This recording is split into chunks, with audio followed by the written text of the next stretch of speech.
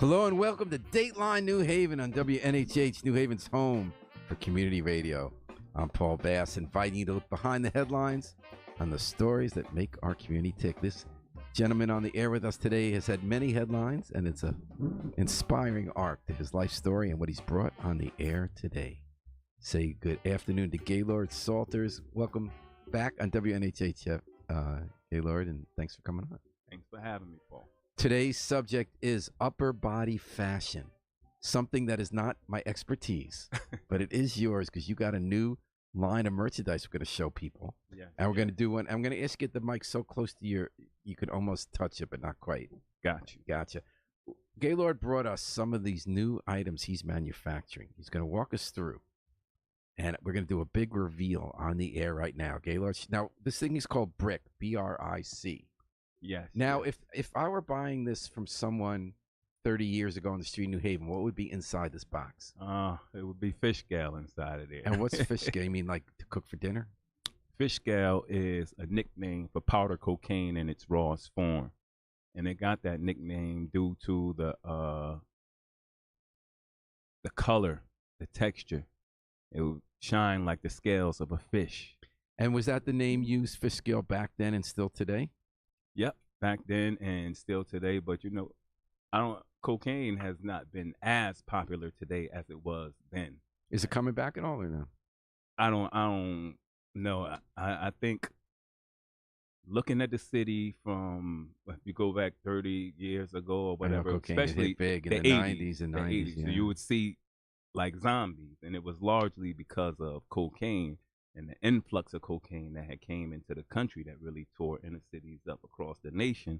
But now it's a little bit different, I guess. I've been away for 20 years, so I've been hearing more about the opioid crisis. But back in the 80s and 90s, there was a brand called Brick? No, it was just general. You called it a Brick. A nickname for a kilo. You have nicknames for kilos. Matter of fact, today is Brick Talk Tuesday, so if anybody goes to my Facebook stories today, you'll see me there with a couple of guys who are doing good work in the community. Right, because this is not, when I open this is not going to be cocaine in it. No, absolutely. But if there were the 80s, it might be. If it was the 80s, yeah. So let's see what's in this, Gaylord. All right. In this thing you brought today. You said to cut it along here. And why am I cutting it along here? You're going to pop it open, and you'll pull the product right outside of the side of the box. And is that the way it was done when it was the old merchandise or no? I can't say for sure, but I do know when you watch the movies, you see them stick a knife in the kilo. Okay, so I stuck the knife in the brick. Yeah. And I'm opening up this package, this box you brought in to the studio today. We got Brick. Mm-hmm. And so I'm wondering what I'm going to get in here. It sounds like you're selling something good. And I've heard good things about it. Actually got a good rep. And, okay, so now to pop open this box, do I want to cut it again on the seam? Yeah, you can get it right on the side. All right. Yeah. Ooh, it's something nice here. All right. It is white, but it's not powdery. What is it? White, but it's not powdery. Got that right. Oh, my goodness. This is a neat-looking shirt. Check it out. Yes, this indeed. shirt says fabric over fish scale. Yes. It's a picture of a guy with a gun, right? Mm-hmm. Yeah. And it says, murder the myths and become great. Yes. So this is a shirt that you're manufacturing, Gaylord, with a new company. You spent 20 years behind bars. Yes. For a murder you did not commit. Not for a murder. Oh, is this a shooting? For a shooting. I mean, a lot of people think that it's for a murder because of the excessive sentence that I had gotten given the situation, but no. But in the 1980s, you were thrown in prison. No, in 2002. Oh, okay. 2002. You thrown in prison for a murder you didn't commit. And why were you? Why did they finger you for that? Well, prior to this, I had been set up by the police, New Haven Police Department, and it was this time, like you see all these guys who are now getting compensated and exonerated, and right, you weren't the only one because you won your freedom in 2022 and you were exonerated. Yeah. And there were all these men who went to prison for crimes they didn't commit. They were in the drug trade, but they were set up by the police. I wouldn't say everybody was. Right. coming from what we come from, you could. It was a lot of that. I mean, it was the community. That's what was going on. So there was kind of a feeling you could then accuse somebody of anything and just manufacture yes, it was the evidence. easy to take advantage of us then. Like Scott Lewis was taken advantage of. His case is the worst case ever, and it came due to him being a good businessman in that trade. They set him up because some rival didn't like what he was doing or something. They got a dirty cop to say he committed a murder. There was a lot going on. So all of that was. All of these cases that you see, from the Vernon Horn, the Henry, Adams, my brother, my case, all of these cases are connected by the same detectives and the same prosecutors. But today, I don't really want to get too deep because that is a whole we're talking about story what you're itself. doing now. We've told that story. But, you were New Havener of the Year for way you turned around life, and you organized people to change and learn what happens. But we're here to talk about fashion. Yeah, we're here to talk about fashion. We're talking about what to wear. Fabric over fish gal. That's that right so there. Now you've started a company. It launched in May. Yep. Called Double GI. Double GI. Does that mean you want to be in the Army? What does Double GI mean? No, Double GI is a derivative. So when I was incarcerated, during that 20 years of incarcerated, I had started Go Get It Publishing with my daughter Gabrielle Salters. And the premise is not to sit around waiting for somebody else to give you the life that you want for yourself. Instead, you have to be proactive and go get it. So Double GI means double G, go get, and I go for get it. Yep. Yep. And so that's the name of it. And you came out. Now, you started, since you've been out, in addition to organizing public events and awareness of the cost of the drug war and the lives of people who were sent improperly to prison for stuff they didn't do, you also with your son have started this clothing line. Yes. Called Double GI. What's your son's name?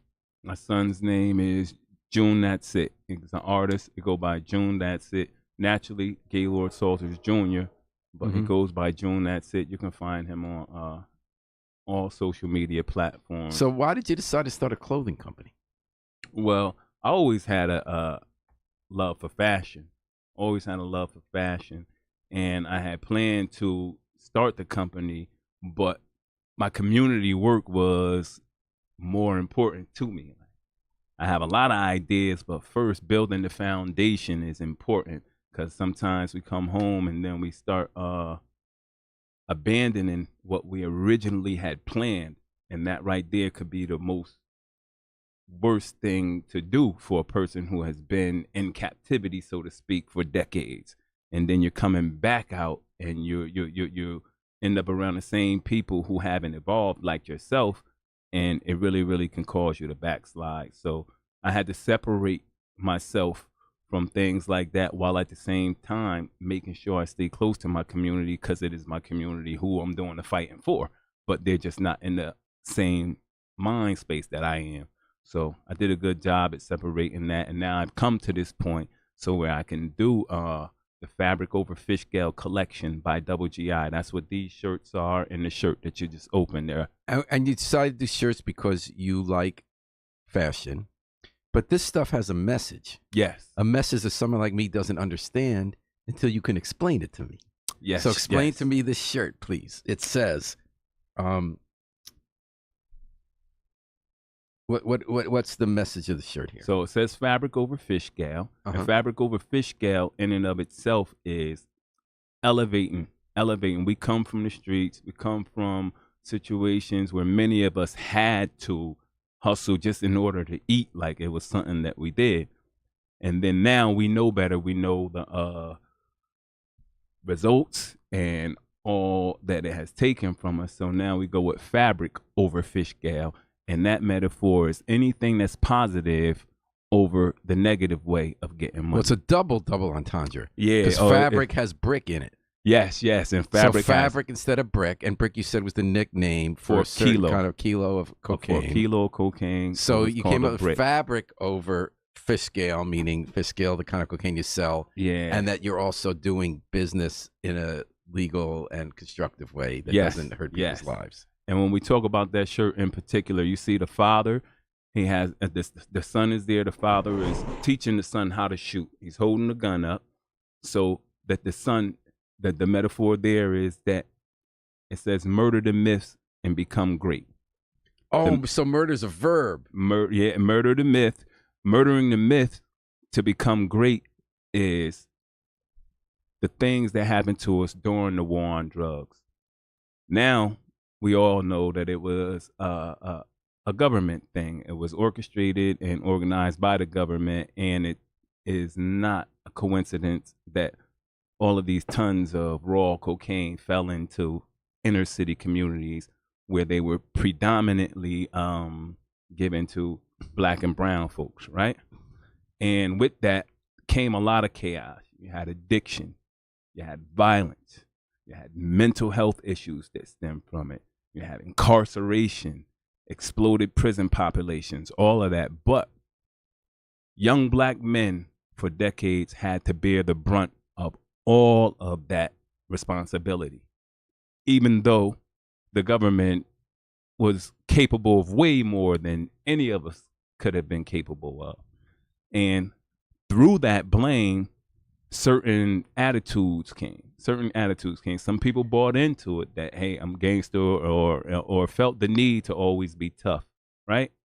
When you look at that shirt, I'm telling you, murdered and myth. Everything that they said about you, we had Hillary Clinton go on television and call young black men super predators. And that lasted for a long time. Got that from John DeUlio, who was George Bush's advisor on urban issues. All right. Yeah. So, on the television, it showed young black men with guns. It showed everything that vilified our community, and nothing, literally nothing, that put responsibility on the people who really created the situation. Now, when the father in this picture is teaching his son how to shoot, is he teaching him for what reason? Because some people who don't know what the shirt means might think you're glorifying violence, right? Nope. It's a metaphor. To murder the myth. He's teaching his son to murder the myth. Shoot down the idea. Shoot down the idea of what they say about you, because it is a lie. It is a lie that has carried for decades on, and it is a lie that continues to cost us life, liberty, and a whole lot more. So now, if we can get the young guys to murder the myth and understand how great you are, how good your hustle is, and get you a product that is worth selling, we're going to be on the right. We're going to be on the right track. So how did you do this product? Who first of all, who came up with the double entendres, or the double entendre? Who came up with the artwork, and who carried it out? So me and my son, like me and my children, we work together with the businesses. My daughter with the books, and my son with this right here. So me and him, we get together every morning for a few hours. Every morning, and we're cooking it up. I have to wait until his trading time is done, because he trades in the morning too. And I respect that. Stock trader? That's yes, murdering the myth right there. How does he do on that? Oh, he does great. He does go great. On Robinhood, or where's he go? He turned me on to Robinhood, but I forget which one is he on. See, I would never do that, because I'd lose my shirt. I would think I'm so smart, but everybody else thinks they're so smart to lay in money on bets, right? But it's about finding the right balance. Finding the right balance, because you have a lot of mentors in this thing, and you have a lot of different techniques. But I like the technique that they have. They have a group of young men who are really, really making things happen, and I listen to them. So does he make a profit trading? Yes, he does make a profit. Wow. And then it's the stock market. It changes. So when you go in there, you have to be willing to take a loss. You have to know that you're going to take a loss. But at the end of the day, it's about how you come out when it's all over, because some people make money off of losses. You know what I'm saying? Sure, so it's a lot going on. And so in the morning, your son, Gaylord Jr., June, that's it. He does his trading. Yeah. And then, do you guys live together? No, we don't live together. So you go to his house, he goes to your house? I go to his house. And you go to his house, and what do you do for the next couple of hours?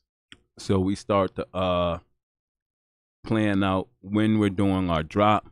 We start to plan out designs. We start to plan out fabrics. We start to get everything. How'd you learn? How do you learn about what T-shirts to use for fabric, what designs to do, how you market them? Well, going to the store regularly. Like I said, I like fashion and clothes, so you get an idea of certain materials when you feel it, like automatically, and you check it out, and then you find out what it is. So tell me about this shirt. Who came up with the design and the slogan for this shirt? That shirt, I forget exactly who exactly came up, because we do it in a process where it's just both of us coming together, and the idea. Do you remember when was this the first one or no? No, that's not the first. So when did you come up with this one? That one, as a matter of fact, that is the first shirt that we released, and then that was about been in this for a little while, probably in before the spring, definitely before the spring, like winter. And do you When we remember the started day getting when you got ready. the idea for this one? I don't remember the specific day. I Like don't remember when the did you specific- have fabric over fish scale? Oh, fabric over fish scale. That had came about one morning, and it was the winter of 2024. Winter of 2024. But to do this shirt, you said, how did you decide like who was going to design the typeface? Who was going to design this picture? We worked with an artist. Let the artist know what we wanted, and the artist got everything right. So we used. Who was the artist? The artist is, I forget this artist's name in particular, because it's not a long standing relationship. You know, in this day and age, like I told you, there are so many opportunities to connect with people all across the globe. So this wasn't a local artist. No, that wasn't a local artist. Somebody you found on the web. Yes. And then he did the design, he got it back to you. And you had to pay him, right? Yep. Okay. Had to pay Where him. did you get startup capital for your Well, startup capital, a lot of people don't know that I had worked 40 hours. Like, while you see me doing all of this community engagement, I worked 40 hours at FedEx. Okay. You know what I'm saying? So I went for like a year with maybe 3 hours of sleep every night, Wow. if that. Did you feel you got out of, I'm going to put your words in your mouth, tell me if this isn't true. Did you feel when you came out of prison you had time to make up lost time? You had to do a lot? That was one of the things that I had ran away from, feeling like I need to make up for lost time. And what really worked for me is because while I was in prison, I really wasn't in prison. I was physically incarcerated, but mentally, if you look, I have a body of work that's on the outside. So when I got free, that was the opportunity to follow up on that body of work. But again, like I told you, if I were to get around folks who weren't like-minded, then I potentially would have stunted my growth.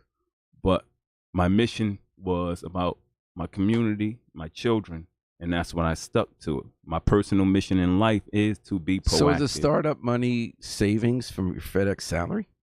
Yes, saving from my FedEx salary, and I forget. Did you ever Go get Get any It kind of publishing. settlement? Did you get any settlement for your incarceration? No settlement for my incarceration. Wow. As a matter of fact, we're going through some things right now with the Chief State's Attorney's Office. I'm hoping that they do the right thing. I just don't like having to call them out and making it a situation where the State's Attorney's Office is vilified, rightfully so, in most situations when you see people out there. But it's a slippery slope for me, because if I really, really show the people how untrustworthy the State's Attorney's Office is, it could be a detriment to my community. The young men who are going through it right now, the young men who potentially may be arrested for a firearm charge or something like that, could, latch on to that as an overall corruption thing. Like back in the days, it was an overall corruption crisis where we could link the police and the prosecutors to these specific wrongful convictions, whereas we want to get away from that right now. Do we have the same crisis today? Do you feel the police are corrupt on their arrest? Do you feel it's the state's attorney's office? Well, when I talk about this crisis, I'm talking about New Haven, Connecticut in particular. You know what I'm saying? Mm-hmm. But of course, we still have a crisis. It's all throughout the country that we have these ideas of what the police are and aren't doing, and what they are and are supposed to be doing. And everyone knows, like, we see it, that there is a lot of coddling going on when it comes to corruption. And do you think people still are regularly being thrown into prison when they didn't do it in New Haven? In New Haven, I can't call it, because I haven't crossed too many cases. You're not in that world. It's not that I'm not in that world. I hear about it. People call me, like the mothers. Now I'm dealing with my friends' children being killed and going to prison. So that's why it's always a heartfelt thing for me. But I say that because whenever something happens, if it's someone that I know, they call me personally. and It let is me so know. interesting to me that in this whole generation of people came out of prison for wrongful conviction, how some of the people like you have stepped up to work with other people and help them to get out. Because we hear some unfortunate, we hear good stories like Scott Lewis. People really succeed when they come Yep. out, and other people get millions of dollars and they're soon dead and the money's gone. And it seems like you have such an important role to play with sharing what you've done to survive and get on with life. That must be very, very hard for people who were messed with for 2 decades. Yeah, it is. But in finding balance in life, one thing that you have to know is that money is a means to an end. It's not to be worshipped. Material things are not to be praised. And I think that's one of the things that really, really kept me balanced all my life, because I never praised money and I never worshiped material things. However, yes, I've always been about money because I've always had the need. But when you do not worship money, you retain your morals. You retain the right to turn down money opportunities and things like that that may be bad for you. But when you don't care, like a lot of us, you just go with it and you deal with it later. I'm going to release a video, Paul, that I got to tell you about. So it's one of my guys who I came up under the 80s. I mean, we all grew up in public housing, and then when You're a cute terrorist. Yep. And then when when the drugs hit the inner city neighborhoods and everything changed almost overnight, this was an older guy. And you have to remember that these young guys like myself at that time, we look up to these guys as father figures because a lot of us are in single parent homes with the mother at the helm. So the only male figure that I see worthy of looking up to is the guy outside of my doorstep, and that's the guy who was hustling. But I just mentioned that because in doing the Fabric Over Fish Scale collection by Double GI, I had one of my guys who I knew had moved on. And when we talk about war on drugs, redemption and recovery, he is it. So what's his name? His name is Samuel Moore. Samuel Moore. I don't want to give up too much. Okay, we'll wait. We can wait. I'm going to let it out right now. That's my guy saying. So I've called him for a month straight, trying to connect. Like, yeah, I got to talk to you. We got to, being very, very secretive. So he knows that I'm into social reform. He knows my work. He loves it. And he's in the church now. He's passed on. And we're all still going through the recovery process. So when I finally get in contact with him, I tell him, yeah, come up to my house. We got to talk. It's serious. It comes up to my place, and I got 500 brick no Ks. We call them brick no Ks because we take the K off of the brick. And it's not okay anymore. So brick no K. It would have been spelled with a K back in the day? Yeah, it would have been spelled with a K. Even if when you look at rappers' verses or people who talk about kilos or whatever, they say brick. That's what they're talking about, a brick of cocaine. But we removed the K, so it's brick no K. And we're talking, in case you didn't know, about upper body fashion, what you should be wearing out on the street. And we're talking about it on Dateline New Haven on WNHH-FM with the man who's turning out the T-shirts and hoodies, right? T-shirts. We got T-shirts. We got sweatsuits, windbreakers. We got a few things and right now. His name is Gaylord Salters. His company, Double GI, Go Get It Apparel, that he started with the Sun, launched in May. And we're still talking about the shirts. So you got the guy on the internet. All right. He did the fashion. What'd you do next? How'd you decide how to make in the shirt, where to go, what kind of fabric? Hold up. Before I'll get right back to that to you. But before I move on from the last story I was telling you, I had my guy come up. So I got all these bricks lined up in the room. He comes in, they sit down, and I tell him, listen, I know you see me doing this social reform stuff, but it's not paying the bills. And he looking like, all right, he hearing me out. He really, it's so many bricks, he really didn't notice at the time. So I tell him that I had somebody give me 500 bricks. Made a nice story and believable. And he really, you could see it in his face that he wasn't with it. He didn't like it. He didn't know where I was going with it. But I fixed the narrative as if I needed him to help me move the bricks. Now this is a test. really.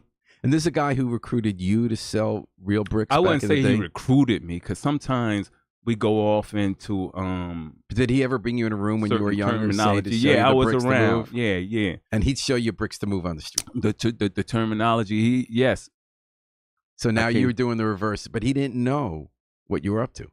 He didn't know what I was up to at You the were house. surprising him. But remember, he had, like, you go through these phases. He had moved on or whatever, and then I was going through my phase in the streets or whatever. He's seen it. So now we're both at this phase where it's over and we know the detriments and all of that. So I'm bringing this on and I'm telling him I got this 500 bricks.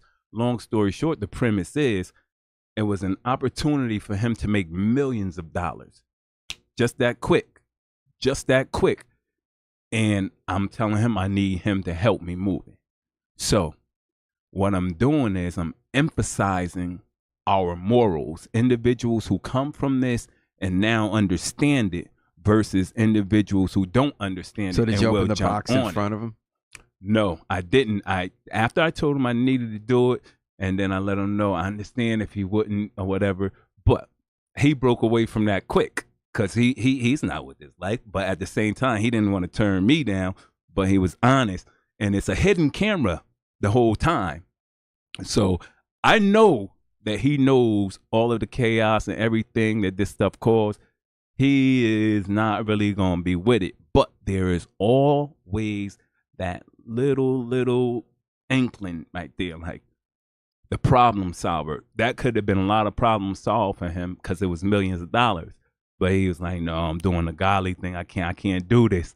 So, and then, we showed him that it was a hidden camera and everything. And then we popped the shirt open after and showed him the shirts. And then he was hot. Listen, when I released this video, I'm so wrong for talking about it right now, but I'm going to release this video and I'm doing it in an educational Was he manner. okay? Haven't been secretly recorded? Oh, he was okay. I knew it was I knew it was going to be good because what he stands for. What he And stands is he helping for. you with the company? He is. He no. I just call on him whenever I need him, or he calls on me.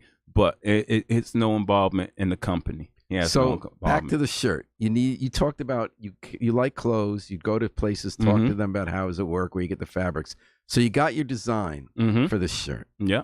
What happened next? How did you decide how to put it together? I had a manufacturer. I had a manufacturer that I deal with. Where? And my manufacturer is across seas. Where? What country? China. I wonder what's going to And happen with we tariffs. moved- He's going to hit you with tariffs? It's a lot going on. Listen, these prices are crazy, but and you always have to have like different manufacturers because you have different I was talking to the guy who situations. runs the rug store, Kababians. Oh, and he said, downstairs. yeah, he's talking about how he's dealing with it, and he has stuff made in India, Pakistan, Yep. and I think all he said it over. was Pakistan, one of the countries that hasn't been hit as bad by the tariffs. He was able to get more of the rugs there, and day by day, he's wondering with the crazy changes of how much these tariffs going to be. So you had this from China. Was this before the tariffs? That one particularly. I think that was before. I think we had got that before. So how much did you order? How many? Different. Well, we ordered because we needed 1,000 bricks, but we got a lot of shirts, and it's not just the shirts. You know what I'm saying? It's So this is part of a larger sweatsuits. order. You did a Yes, bunch of things. Yes. So you got sweatsuits, you got shirts. Got sweatsuits, got shirts, and not all from China, just different But how manufacturers. about this order for this one? This was China? I think in particular that I'm that trying may to walk have this been. shirt. That may have been because we got a lot of clothes in different manufacturers. So I think that one right there may have been. And how Don't did you hold me decide to what kind of fabric? How'd you decide? Well, we go to the fabric stores Here. and Like yeah, which ones? Yeah, Wait, yeah. like tell me when Fabric you went to. stores and like Not Joanne clothing Fabrics. stores. Okay. Excuse me, clothing stores that got the clothes, and then we see which type of fabric. Like this is French terry. We get the feel What, for it. French we get terry? Yeah, this is Terry? French terry. Yeah, I never heard French of that. Yeah. terry. And what is that? It's a high quality fabric. Cotton? That's a high. That's Oh, what does it say here? the Let's see. percentage. That one right there would say what that is right there. The one I'm holding up. This is the Yeah. French terry. But the percentage of cotton and everything is always on the back. It'll tell you about the wash materials and all of that. Cool. Yeah. And so then you ordered it in China. How long did it take to get it? Oh man, these things it's always like your clothing is caught up. and a lot of stuff. Talking so weeks, talking months. Sometimes it turns from weeks to months. It depends on what happens So in the country that you're getting. One of the countries that we were dealing with had a war going on, and it Was was that a freeze Pakistan, out. India? Yeah, there was a war going. So you go China, you go where else? China, Pakistan, India, just the places. But when did these come in? Those came in. Oh man, It's okay if you don't I say think recently. I don't. But do they come in with those boxes you put them in, or did you also separately design the brick boxes? No. We have a team. We have a team that box the clothing. And tell me about the box. Why do you create the brick box like this that opens the way you had me open it? All right. So we make it look like a kilo of cocaine intentionally. It would come in a box like that? Remember, I'm ignorant.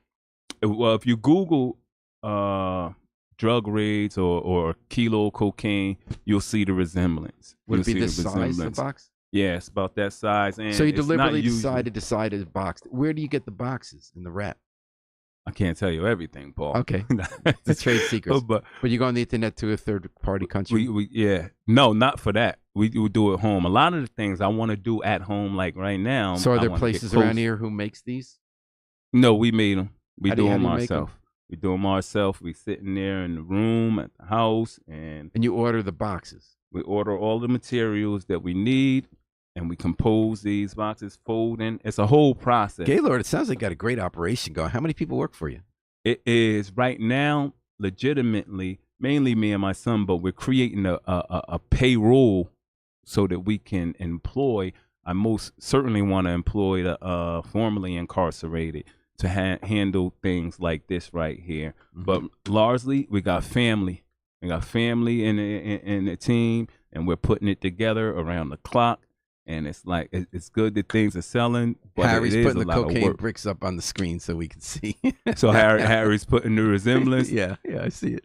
And how much does that shirt charge for? How much That shirt right there is, I think it's $75 on the website. That's at doublegi.com. Mhm. And I like the website. I was on that. when you go to, we have 2 stores in New Haven because we won't. Stores that sell your stuff. That's Stores going that to ask sell you us. next. We're talking to Gaylord Salters, who's a crusader for people like himself who were wrongly incarcerated. And as part of what he's rebuilt his life, he has created a fashion company, a apparel company called WGI for Go Get It Apparel. And they have a bunch of great shirts out that use double entendre and art to talk about turning the myths and the stereotypes about young black men and how they make it in the world to turn around to a positive end with T-shirts. Yes. Like this one, which you could get it at, what was it, doublegi.com? doublegi.com. DOUBLEGI. Yeah. So how do you then, you said you sell it both on the web and in stores? On the web and in stores. I just wanted to correct you on one thing because you had said crusader for wrongfully convicted, but I just want to make sure that you know that it's not just wrongfully convicted, because when we were dealing with this crisis at the beginning of it, a lot of people have made bad choices in general. Currently, I'm It's a about the poster drug child. war that's been About the war on criminalizing it drugs. and Yep. locking up people forever. Yeah, locking up, and sometimes it's excessive sentences. You know what I'm saying? Sometimes the sentence seemed just at the time, and then you've seen that individuals inside have really, really changed their lives. So I'm willing to advocate. You know what I'm saying? Because I know it's bigger than just wrongful conviction. That's why I don't go too hard on Wrongful. naming the police and prosecutors and everything, because you can easily sway everything and you think about wrongful conviction. But what about the individuals who have simply made bad choices in the face of these circumstances? You don't want to throw away them in I their lives. don't want to throw it away them, because I've seen our genius. Over that 20 years, I've seen our genius. And it's from the wrongfully convicted, the regular people serving time, just period. I've seen our genius. And where were you incarcerated? Was this Somers? I was incarcerated in McDougal, Walker. McDougal. I was incarcerated in Cheshire. I was incarcerated at Corrigan. Is there any I mean- chance that they will let you sell the shirts in there to people? Well, no, you can't wear them in there. You can't wear the shirts. So in where there. are you distributing? You said 2 stores in New Haven. Where's that? New Haven Apparel. Where's that? That is 799 Dixwell Avenue. Mm-hmm. Shout out to Shaquem Shabazz. And then you have The World, which is 59 Whaley Avenue, and that's my guy Rock. Mm-hmm. Definitely like Rock. And when we talk about generational wealth, You have to pay attention to what they have going on. You know what I'm saying? He's in the store with his boys, and I come to the store with my boy, and it's a beautiful situation because it's like it's a delivery being made. I got a duffel bag full of the brick no K's, and then drop it off, and I let my son handle business and talk with him because I want his growth. I like to see his growth. So we do the business there, his son, my son, and it's all positive. So we're gonna be creating some good content with that to show the generational wealth. They'll call that cavelling, Jewish people. Cavelling? Cavelling. K-V-E-L-L. It's a special kind of joy you take in the accomplishments of your kids. All right. And listen. So you were cavelling. I like that you say that because I use these models of other races, religions, and everything, and how they work with their children from the beginning, from the start. In my community, we're behind, and we have been for a long time. But if I continue to do what I'm doing, and I can bring a nice economic boom to the city, I think together as a whole, we can start changing the direction of things and changing the perception. And that's why I always, and that shirt says, murder the myths and become great. There are a lot of myths, not just what I explained, but other ones. And when we talk about raising our young, we do have to start doing things financially at an early age, like a lot of other ethnic groups do. So Gaylord Salters Double GI, you got it, .com. You got these shirts and sweats at these 2 stores in New Haven. Do you do most of your sales on the internet? Most of the sales are on the internet. The stores in New Haven, they carry the brick no K's, and if you want to get the sweatsuits or the windbreakers, you go to the doublegi.com and you'll get those. How's that going? How are you marketing that? How'd you learn how to do the website? We're doing good. We're doing good. And we got some ventures. Like I got a lot of people who are in social reform, attorneys. I got attorneys, organizations, and the people who are affected. They go on. I got videos of them talking about the work that they do to combat this stuff. So I'll be releasing that stuff too. A lot of beautiful stuff I have that is already locked and loaded and ready for release. And those are some of them. Cool. What are the similarities and difference between hustling bricks with a K back in the 80s and hustling bricks without a K today, the apparel? What's the same and what's different? I think the same thing is probably, well, one thing you got to remember, not everybody hustled on that level, because one brick is a very expensive thing to buy. And it is also something that many people who are hustling aspire to buy. You know what I'm saying? So it's like a benchmark. I made it, so to speak. So not everybody is having bricks. But when you ask that question in particular, you know, it gives that, it reminds me of hard work, dedication, like going to it to build something. So back in the days, whenever you were hustling, if you had a whole brick or if you had the half or whatever, you're hustling to build something, right? And here, hustling to build something, but with my kid, you know what I'm saying? With my family, something sustainable. I've already experienced the negative aspect, and I know that ill-gotten gain is not sustainable. So it's like a rush to have something new, something fresh to hustle, and it's sustainable, and it's with my children, and then other people doing it with their children. We have people who've already started figuring out the markets and holding on to the brick no K. It's like, nah, I'm not gonna open this because I already know you was coming with the other ones, and I understand how the market works. This is going to be extinct, and I'm going to be able to sell the shirt that I bought for $75 for $125. And these things are going on in clothing, period, without this story, without this background. So some people are on to it right now and are like really holding on to their stuff. All you have to do is think of the resale of Jordans. When you think of the resale of Jordans and you see people lined around the building to get those sneakers, it's the same concept here, and people are getting it. So I say that because it can help with an economic boom. You talked about you've always been interested in fashion. What do you remember growing up about the importance of clothes and what kind of styles kind of worked and what they said about people, and how's that fit into the way you design and market your clothes today? Well, so growing up, I didn't have. Growing up, I'm always looking at the people who did have, and me and my brother, we would have to share clothes, or I share my older brother's clothes.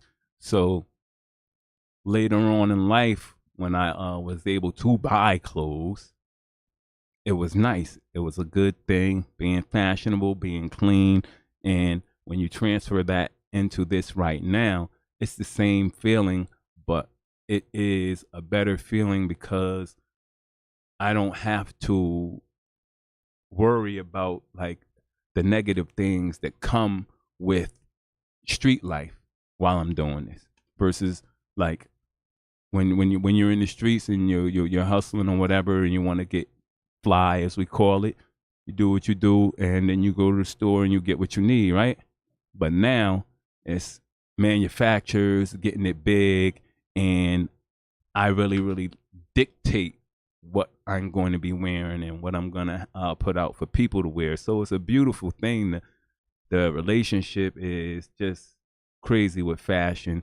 Even when you look at some of my older pictures, like I'll put up my older pictures on Throwback Thursday on my Facebook, Gaylord Salters, and you'll see like the flamboyant, the different colors, and some of that shows here. And you'll see the flat colors, which my son is more into, like the flat grays and the blacks and everything. I get it. Different strokes for different folks, right? But you'll definitely see certain pieces that I put my fingerprint on. Edgewood and Day is a hustler's vibe. You ever sell any there? My guy. Shout out to HV Freak. He is someone, right? Incarcerated. My daughter, Gabrielle Salters. Now, I was selling clothes from incarcerated while I was incarcerated on the Go Get It Publishing website. But it was more like novelty items, T-shirts, but not as much meaning as this, and not as much design as this. But she would tell me about Freak, you know what I'm saying, Rashawn Boyd, and how hard he's from New Haven, but he would go out of town, smart young man, with his car. He would go out of town and do what he has to do, because unfortunately we are not going to get the same support at home that we get in different places, because there is a love-hate relationship that is universal everywhere when it comes to home.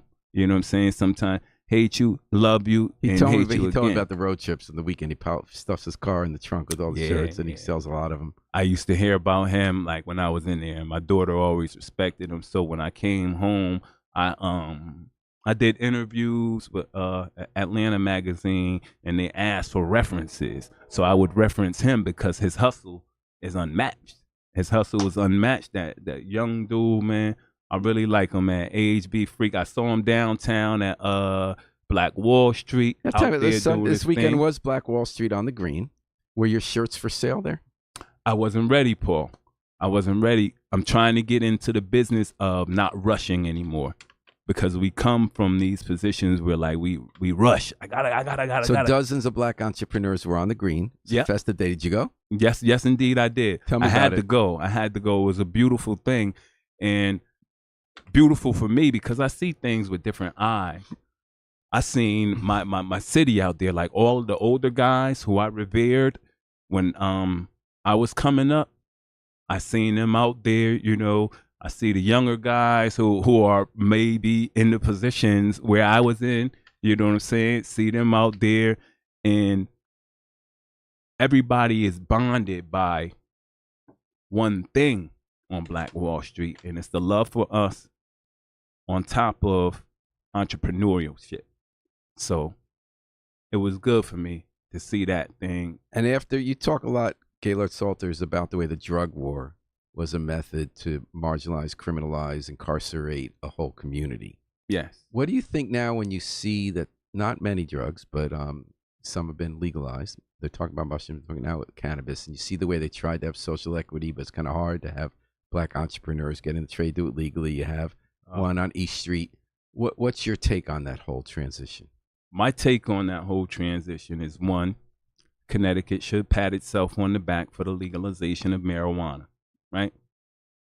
Two, we need to make it more accessible for entrepreneurs, especially young entrepreneurs, to be able to take advantage of this moment in time, because venture capitalists are coming in from different places and they already have the capital to do it. And they're partnering with us just for one thing, and that's the beauty of our skin. You know what I'm saying? And when we talk about the equities and everything. How do you feel about that? I don't like it, and then it's all right. It's kind of funny because, listen, we need an opportunity to get ahead. This is our opportunity to get ahead, but it has to be attainable. If I can't get to it, that means someone else with the money, I have to stomp to their beat. And that is not an opportunity to get ahead. And that someone else is usually a Caucasian person, which I have nothing against that. But when we're talking about social equity and us getting ahead, this is how we get ahead, through ownership, not through using us as a platform to make more money, because we are not getting ahead by that. That's not doing much for us. And then the other side of the coin I like is because, listen, I'll be honest, I smoke.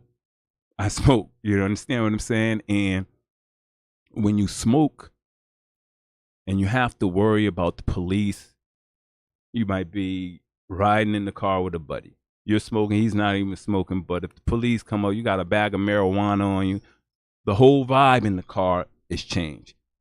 It gets tense for not only the people in the car, but the officer who is pulling them over, because he has no idea of what's going on, but he's trained to read people. Now, he may see a glitch in the system, but that glitch is only due to a dime bag of marijuana. So now, are you intentional about where you shop? Am I intentional about where I shop for cannabis? Like for cannabis, I try to be. I like my dispensary is always gonna be Lit New Haven because it's black owned. You know what I'm saying? So, but I always am trying to operate in favor of the black owned smoke shop, so that we can get in the position of not having to hide or beat the system to sell something that you have legalized in the name of equity. You know what I'm saying? Listen, Paul, I could benefit from a legitimate dispensary. I could benefit. Lit New Haven from is that. on East Street near Chapel. Yep, East Street very near well Chapel. run operation. Yep. And, so what's next for DoubleGI.com? The fashion company Gaylord Salters has started with T-shirts like this one. You can find it on the web, or you could find it in person at New Haven Apparel at 799 Dixwell, or the World at 59 Whaley? 59 Whaley Avenue. All right. So what's next for the company? So right now we're venturing out of state. We have a few things going on in Boston, New York. What does that mean by venturing? We're going out there and doing collaborations with like-minded people. I'm doing collaborations with social reformists. Matter of fact, but do you mean like, are you going there to sell shirts at events? Are you going to partner with somebody who sells shirts and license? Both.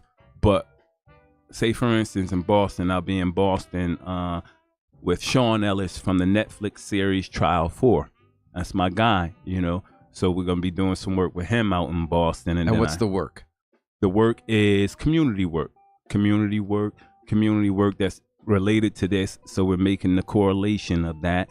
And then, you know, he's big in the wrongful conviction area, but he's also big in war on drugs redemption, period.